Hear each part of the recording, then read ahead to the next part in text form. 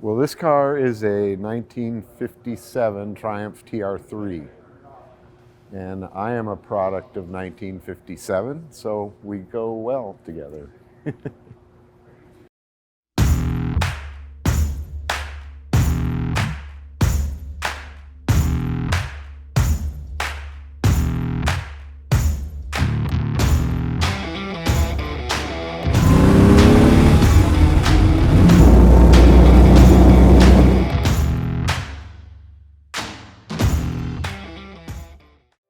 Well, this was a local car from everything I understand. It was bought new in Vancouver, Washington. I grew up in Camas, Washington. And my neighbors owned it. Their two boys in high school drove it, and then it sat in the garage for several years.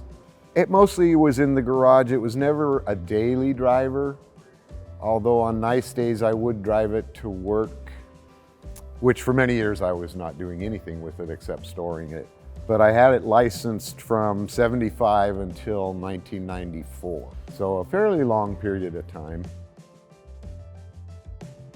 I just love this shop and the people working here. And my decision was nothing was ever going to happen if I tried to do it. So we came together and we are doing a full restoration. And as you can see, the work that's being done is beyond comparison to anything I could have found. And it's an hour from my house. I mean, it's so wonderful because I can visit, and I have, and I'm able to see the process and meet the guys who work here, doing the engine, doing the chassis, doing the metal work, and get to know them.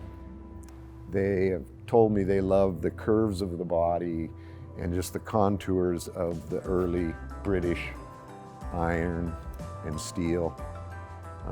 So they're really, really into this project.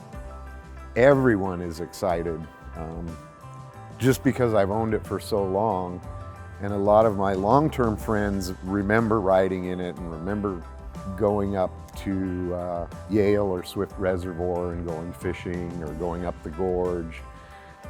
I'm fortunate to have found the opportunity with Vintage Underground.